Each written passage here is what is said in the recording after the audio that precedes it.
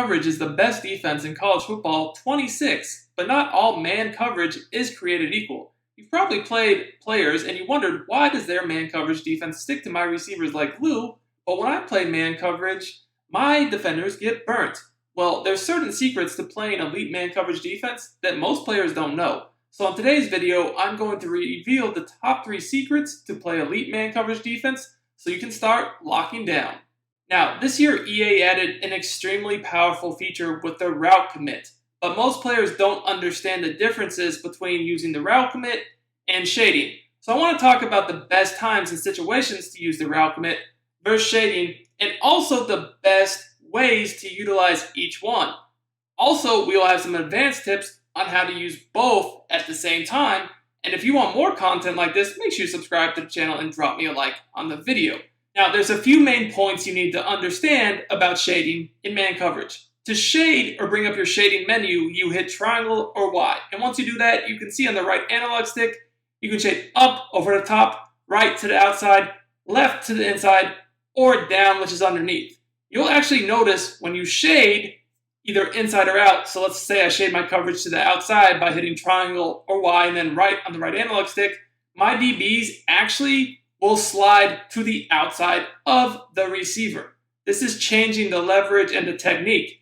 If I shade to the inside, and I'll do that in a second here, let me shade inside. So I'm going to hit triangle Y and then left on the right analog stick. You'll see they actually slide to the inside. You'll notice when you route commit, it will not do that, and I'll show you in a second. So it actually changes the DB's positioning. Now, you also can shade either underneath or over the top. When you shade underneath, that's going to make your DBs play in a trail technique, and they're going to get more aggressive. If you shade over the top, they won't actually try to bump and run. They won't press the receivers.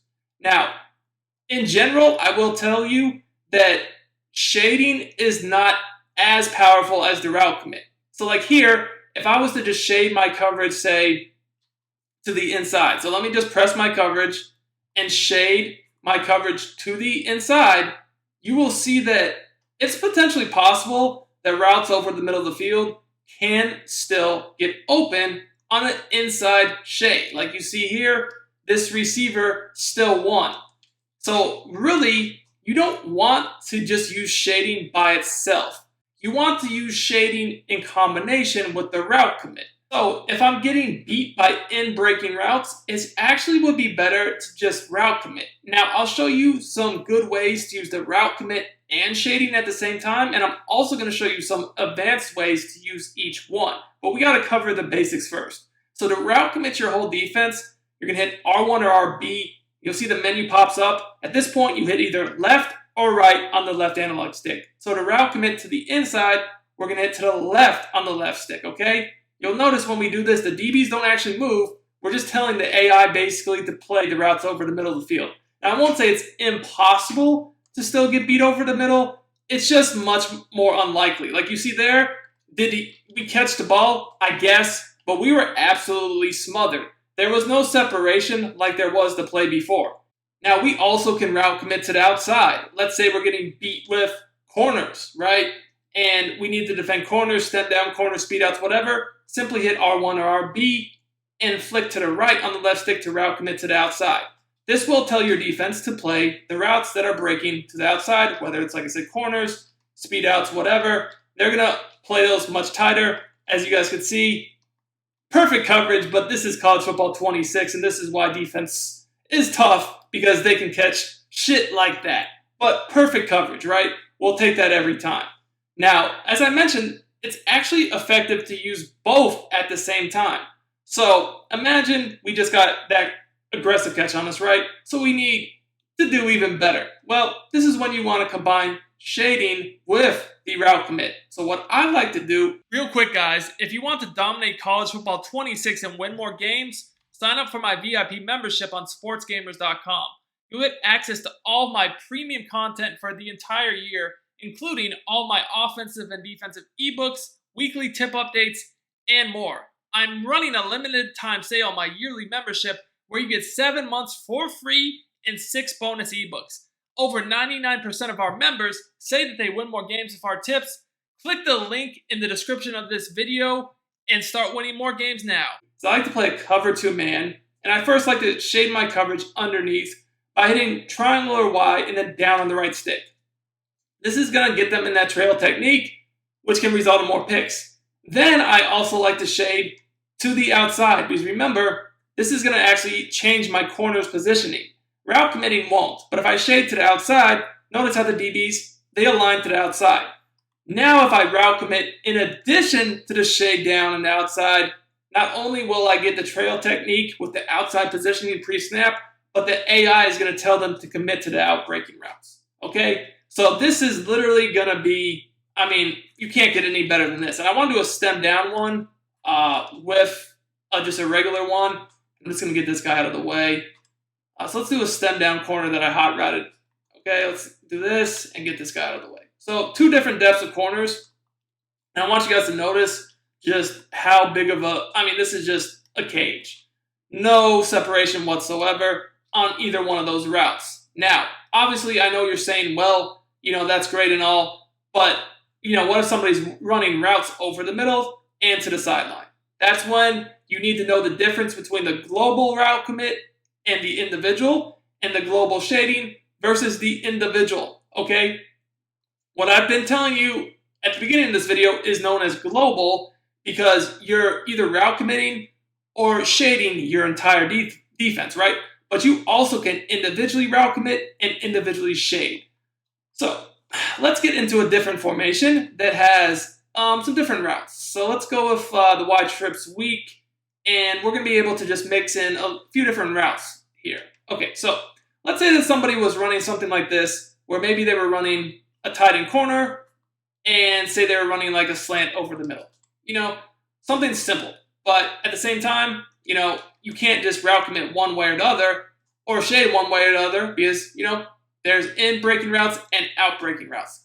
Well, you can individually do both. So to individually route commit, what you're going to do is hit triangle or Y to bring up your coverage adjustment menu, then hit X or whatever the individual button for you is. Then you're going to hit the icon of the receiver you want to individually route commit. So let's say it's a tight end, right? We're going to hit X. And now you can see that we can individually route commit and individually shade him. So if we wanted to shade to the right or left, we'd use the right stick. If we wanted to route commit inside or outside, we'd use the left stick. And if you had enough time, you could do both. So what I'm going to do here is I'm going to route commit him to the outside by hitting right on the left analog stick, okay?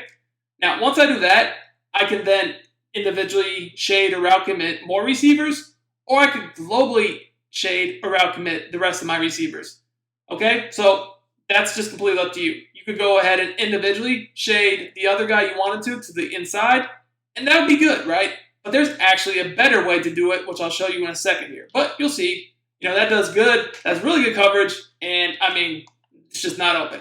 But the quickest and best way to do this is you want to first globally shade or route commit your defense an entire way and individually afterwards. That way, you know, if they had like one out-breaking or one in-breaking route, but, you know, the rest of the routes were, you know, over the middle of the field.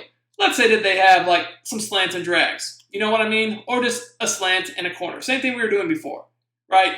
There's only one route that we're worried about breaking to the sideline, so we could go ahead and route commit our entire defense to the inside by hitting R1 or RB and then left on the left analog stick, okay? Now, at this point, we've route committed our entire defense to the inside, so now we could individually route commit the tight end to the outside to defend the corner route. So you're going to hit, again, triangle Y, the individual button, which is X, the tight end's icon, and then we're going to hit to the right on the left stick. You could even globally shade your entire defense down as well by hitting triangle or Y and then down on the right stick. It's easiest to globally shade and route commit first because it's very quick, and then individually shade or route commit the one player you want to adjust after that, because it will keep the global shading that you already did or route committing you already did, and then just adjust that one receiver. If you did it in reverse, it would mess everything up. Because think about it. If you individually shade or route commit somebody first, and then you globally shade or route commit afterwards, it's going to override what you just did. Now, if you're planning to play cut this year and you want to learn how to make millions of coins without having to buy packs, so you can have a stacked ultimate team, I got you. Just released the Coin Authority on sportsgamers.com, teaching you guys how to make easy coins. Link is in the comments and the description. Okay? So, I know you're telling me, you're probably like, well, how do you even know to do all this? And that's easy. It's literally just tendencies. If I notice that you're running certain routes from certain formations, I'm going to play those. You have to think, most players that play this game are not NFL coaches. They're not even college coaches. They're not going to have 1,000 route combos. They're going to have a few plays they like, and most players only have 1 or 2 plays that they'll even run out of each formation. So you go by formation, you see what they like, and you adjust.